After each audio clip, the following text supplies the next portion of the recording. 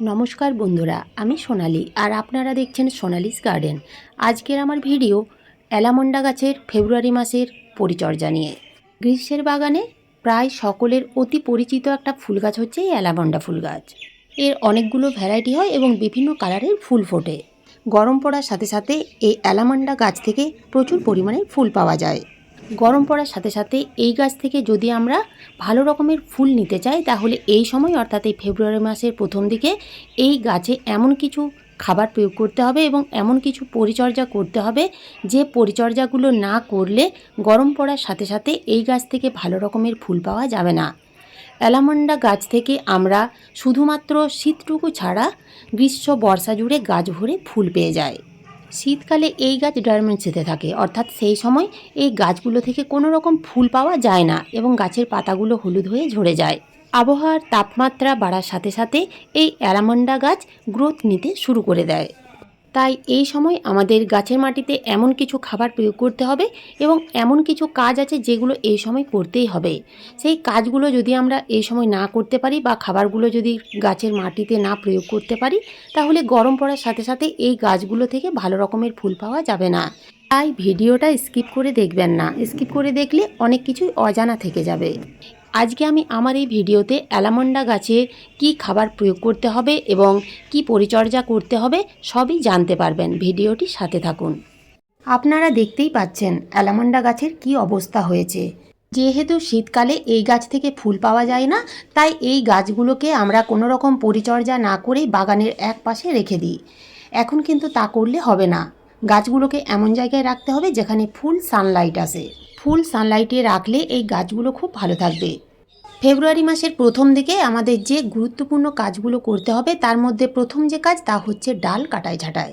আপনারা দেখতেই পাচ্ছেন গাছের ডালগুলো কিভাবে লম্বা হয়ে এদিকে ওদিকে বেড়ে গেছে, দেখতে খুবই বাজে লাগছে। তাই গাছগুলোকে সুন্দর শেপ দেওয়ার জন্য আমাদের ভারী ডাল কাটাই ছাঁটাই করে নিতে হবে।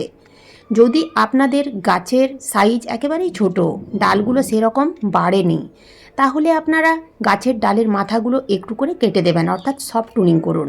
এতেও গাছ অনেক বেশি ঝোপালো হবে। তো এখানে দেখুন, যেহেতু আমার 3টে গাছ আছে এবং 3টে গাছের ডালই প্রায় বড় বড় লম্বা লম্বা হয়ে গেছে, তাই আমি প্রত্যেকটা গাছের ডালগুলো হার্ড প্রুনিং করে নিচ্ছি। যখনই আপনারা যে কোনো ফুল গাছের ডাল কাটা ছাঁটাই করবেন, তখনই আপনারা দেখে নেবেন যে প্রত্যেকটা ডালে যে নোড এরিয়া থাকে সেই নোড এরিয়ার উপরে কাটতে হবে, আমি যেভাবে কাটছি।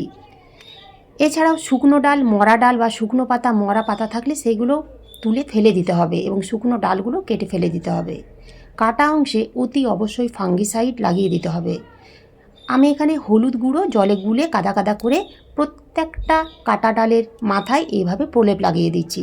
আপনারাও এইভাবে হলুদ গুঁড়ো কিংবা যে কোনো ফাঙ্গিসাইড কাটা ডালের মাথায় লাগিয়ে দেবেন। 2 নাম্বার টিপস। বন্ধুরা, আপনারা দেখতেই পাচ্ছেন শীতকালে এই গাছে সেই রকম কোনো যত্ন করা হয়নি বলে প্রত্যেকটা গাছের মাটিতে কত পরিমাণ আগাছা জন্মেছে। এই আগাছাগুলো টবের মধ্যে রেখে দিলে চলবে না, আগাছাগুলো তুলে ফেলে দিতে হবে। তাই আপনাদের কাছে যতগুলো গাছ আছে এবং গাছের মাটিতে যদি এই রকম এত পরিমাণ আগাছা জন্মেছে, তাহলে সমস্ত আগাছা তুলে ফেলে দিয়ে টবের মাটির উপরিভাগ একেবারে পরিষ্কার করে নিতে হবে। 3 নাম্বার কাজ হচ্ছে গাছের মাটি খুশে নিতে হবে। দীর্ঘ 2 মাস এই গাছের মাটিতে কোনো রকম পরিচর্যা করা হয়নি বলে গাছের মাটি দেখুন কীরকম শক্ত হয়ে গেছে। তো যেদিন আপনারা এরকম মাটি খুশবেন তার আগের দিন কিন্তু গাছের মাটিতে জল দেবেন না। গাছের মাটিতে এভাবে হাত দিয়ে দেখুন, যদি গাছের শিকড় মাটির উপরে উঠে এসেছে বা মাটিতে পুরো শিকড়ে ভরে গেছে। এছাড়াও টবের এই যে ড্রেনেজ হোল দিয়ে যদি শিকড় বাইরে বেরিয়ে এসেছে, এছাড়াও গাছের বয়স যদি 2 থেকে 3 বছর হয়ে গেছে, একই পটে আছে, তাহলে আমাদের প্রত্যেকটা গাছের রুট ট্রিটমেন্টের সাথে সাথে রিপোর্টিং করতে হবে। যদি আমরা রুট ট্রিটমেন্ট না করি তাহলে গাছের বৃদ্ধি হবে না। আমরা সেই গাছে যতই খাবার দিই না কেন বা যতই পরিচর্যা করি না কেন, রুট ট্রিটমেন্ট না করলে সেই গাছে ভালো রকমের ফুল পাওয়া যাবে না। তাই রিপোর্টিং করার সাথে সাথে গাছের শিকড় কাটাই ছাঁটাই করতে হবে। যেহেতু আমার এই গাছগুলো গত বছর রিপোর্টিং বা পটিং করেছিলাম বলে এই বছর আর কোনো রকম রিপোর্টিং করার প্রয়োজন নেই, শুধুমাত্র গাছের মাটিতে খাবার প্রয়োগ করব। তো খাবার প্রয়োগ করার জন্য এইভাবে মোটামুটি 2 থেকে 3 ইঞ্চির মতো মাটি তুলে নিতে হবে। তো দেখুন আমি প্রত্যেকটা গাছের মাটি তুলে নিয়েছি। মাটি খুঁজতে গিয়ে যদি সরু সরু শিকড়গুলো কেটে যায় তাহলে ভয় পাবেন না, তাতে গাছের কোনো ক্ষতি হবে না। তো প্রথমেই আমি গাছের মাটিতে যে খাবার প্রয়োগ করছি তা হলো পুরনো গোবর সার। 1 বছরের পুরনো গোবর সারের পরিবর্তে আপনারা ভার্মি কম্পোস্ট দিতে পারেন। ছোট টব হলে 1 মুঠো দেবেন, আর যদি 10 থেকে 12 ইঞ্চি টব হয় তাহলে মোটামুটি 2 থেকে আড়াই মুঠো দেবেন। হাড়ের গুঁড়ো দিতে হবে 10 ইঞ্চি টবের জন্য 1 চামচ। ছোট টব হলে পরিমাণ কমিয়ে দিতে হবে। হাড়ের গুঁড়োর পরিবর্তে আপনারা ডিমের খোলার গুঁড়ো ব্যবহার করতে পারেন। হাড়ের গুঁড়ো গাছের মাটিতে দিতেই হবে গাছের শিকড় বৃদ্ধির জন্য, কেননা হাড়ের গুঁড়োর মধ্যে থাকে প্রচুর পরিমাণে ফসফরাস এবং ক্যালসিয়াম। এরপরে যে খাবার দিতে হবে তা হলো সরষের গুঁড়ো খোল। 10 ইঞ্চি টবের জন্য 1 থেকে 1.5 চামচ দেবেন। টবের সাইজ যদি ছোট হয় পরিমাণ কমিয়ে দেবেন। সরষের খোলে থাকে প্রচুর পরিমাণে নাইট্রোজেন, এছাড়াও থাকে বিভিন্ন পুষ্টিগুণ, যা গাছের মাটিতে এই সময় অর্থাৎ ফেব্রুয়ারি মাসের প্রথম দিকে দিতেই হবে। এরপরে যে খাবার দিতে হবে তা হলো 1 চামচ চা পাতা। আপনারা ব্যবহার করা চা পাতাও ব্যবহার করতে পারেন, সেক্ষেত্রে দিতে হবে 1 মুঠো। চা পাতা মাটিকে অ্যাসিডিক করে তোলে, যা গাছের জন্য কিন্তু খুবই প্রয়োজন, গাছ থেকে প্রচুর পরিমাণে ফুল নেওয়ার জন্য। এছাড়াও নাইট্রোজেনের মাত্রা অনেক বেশি থাকায় গাছের গ্রোথ বৃদ্ধিতেও সাহায্য করে। ছোট টবে যদি আপনারা চা পাতা দিতে চান তাহলে 1/2 চামচ দেবেন, অতিরিক্ত চা পাতা গাছে ব্যবহার করবেন না। গাছের বৃদ্ধির সাথে সাথে প্রচুর পরিমাণের ফুল আনার জন্য আমাদের যে খাবার দিতে হবে তা হলো পটাশিয়াম সমৃদ্ধ খাবার পাকা কলার খোসা গুঁড়ো। পাকা কলার খোসার মধ্যে থাকে প্রচুর পরিমাণের পটাশিয়াম। 10 থেকে 12 ইঞ্চি টব হলে 1.5 থেকে 2 চামচ দিতে হবে। ছোট টব হলে 1 চামচের থেকেও একটু কম দিলেও হবে, কিংবা 1 চামচ দিলেও কোনো ক্ষতি নেই, কেননা এই খাবার সম্পূর্ণ দিব। গাছে একটু বেশি হয়ে গেলেও কোনো অসুবিধে হবে না। সবশেষে যে খাবার দিতে হবে তা হলো 1 চামচ এপসাম সল্ট 10 থেকে 12 ইঞ্চি টবের জন্য। ছোট টব হলে 1/2 চামচের থেকে একটু কম দেবেন। এই এপসাম সল্ট গাছের মাটিতে দিলে গাছের পাতা সবুজ রাখবে, গাছে ফুল এলেও সেই ফুলের কালার সুন্দরভাবে ধরে রাখবে, এছাড়াও ফুলের আকার বড় হবে। প্রত্যেকটা খাবার দিয়ে দেওয়ার পরে আপনারা মাটিতে এইভাবে খাবারগুলো মিশিয়ে নেবেন। আপনারা অনেকেই জানতে চান এপসাম সল্ট কোথায় পাওয়া যাবে। তো ওষুধের দোকানে পাওয়া যায়, এছাড়াও অনলাইনে পাওয়া যায়, কিংবা সারের দোকানেও পেয়ে যাবেন। দেখতে অনেকটা ক্রিস্টাল পাথরের মতো বা চিনি দানার মতো।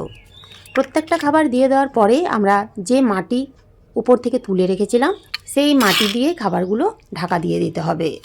এইভাবে যদি আমরা প্রত্যেকটা টবের মাটিতে খাবার প্রয়োগ করি তাহলে গাছ খুব ভালোভাবে সেই খাবার গ্রহণ করতে পারবে, যার ফলে খুব কম সময়ের মধ্যে গাছ অনেক বেশি ঝোপালো হবে এবং সেই গাছ থেকে খুব তাড়াতাড়ি ফুল পাওয়া যাবে। যদি আপনারা রিপোর্টিং করতে চান সেক্ষেত্রে বাগানের মাটি নেবেন 40%, 30% নেবেন পুরনো গোবর সার কিংবা ভার্মি কম্পোস্ট, 20% নেবেন বালি, 10% নেবেন কোকোপিট, আর যে খাবারগুলো দিলাম সেই খাবারগুলো মিশিয়ে নেবেন। বেলে দোআঁশ বা দোআঁশ মাটি হলে মাটির মধ্যে কোনো রকম বালি মেশানোর প্রয়োজন নেই। কিভাবে শিকড় কাটাই ছাঁটাই করে রিপোর্টিং করতে হয় এর আগের ভিডিওগুলোতে প্রত্যেকটাতেই দেওয়া আছে, সেইভাবেই আপনারা করে নেবেন। এখন আমি গাছের মাটিতে জল প্রয়োগ করব। তো শুধু প্লেন জল দেব না, এখানে আমি 1 লিটার জলে 1 গ্রাম নিয়ে নিয়েছি হিউমিক অ্যাসিড। হিউমিক অ্যাসিড ভালো করে গুলে নিয়ে প্রত্যেকটা টবের মাটিতে দিয়ে দিতে হবে। এই হিউমিক অ্যাসিড গাছের মাটিতে দিলে গাছের শিকড় বৃদ্ধিতে সাহায্য করবে, গাছের মাটির উর্বর ক্ষমতা বাড়িয়ে তুলবে, এছাড়াও মাটিতে উপকারী জীবাণুর সংখ্যা বাড়াবে। ফলে শিকড়ের মাধ্যমে গাছ খুব সহজেই বিভিন্ন পুষ্টি গ্রহণ করতে পারবে। যদি আপনারা রিপোর্টিং করেন তাহলে কিন্তু মোটামুটি 4 থেকে 5 দিন কিংবা 6 দিন ডাইরেক্ট সূর্যের আলোতে রাখবেন না, ছায়াযুক্ত স্থানে রাখবেন, তারপর থেকে আপনারা ডাইরেক্ট সূর্যের আলোতে রেখে দেবেন। আর যদি গাছের মাটিতে শুধু খাবার প্রয়োগ করা হয় তাহলে 2 দিন ছায়াযুক্ত স্থানে রাখতে হবে, তারপর থেকে ডাইরেক্ট সূর্যের আলোতে টবগুলোকে এনে রেখে দিতে হবে। ডাল কাটাই ছাঁটাই করার মোটামুটি 5 থেকে 6 দিন পর থেকে দেখবেন কাটা ডালের সাইড দিয়ে ছোট্ট ছোট্ট কচি কচি নতুন নতুন পাতা ছাড়তে শুরু করবে, এবং তখন থেকে কিন্তু গাছে কীটনাশক এবং ছত্রাকনাশক স্প্রে করতে হবে, তা না হলে সেই গাছে ফাঙ্গাস বা পোকামাকড়ের আক্রমণ বাড়তে থাকবে। তো আপনারা যদি ছত্রাকনাশক হিসেবে সার্ফ বা ব্যাবিস্টিন ব্যবহার করতে চান, সেক্ষেত্রে 1 লিটার জলে 2 গ্রাম দিয়ে ভালো করে ঝাঁকিয়ে পুরো গাছে স্প্রে করে দেবেন। আর যদি কীটনাশক স্প্রে করতে চান তাহলে কাকা কিংবা নিম অয়েল স্প্রে করবেন। এছাড়াও আপনারা বাড়িতেও সামান্য কিছু উপাদান দিয়ে কীটনাশক বা ছত্রাকনাশক একই সাথে তৈরি করে গাছে স্প্রে করতে পারেন।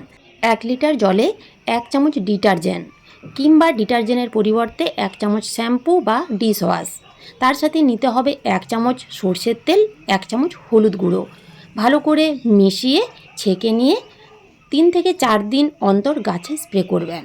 দেখবেন গাছে পোকামাকড় এবং ছত্রাক দুটোই দূর হয়ে যাবে।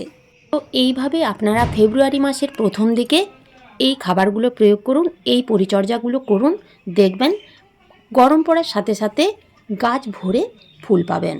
তো এই ছিল আজকের আমার এই ভিডিওটা ভালো লাগলে লাইক, শেয়ার, সাবস্ক্রাইব করে পাশে থাকার অনুরোধ রইল। আপনারা সবাই ভালো থাকবেন, সুস্থ থাকবেন। ধন্যবাদ।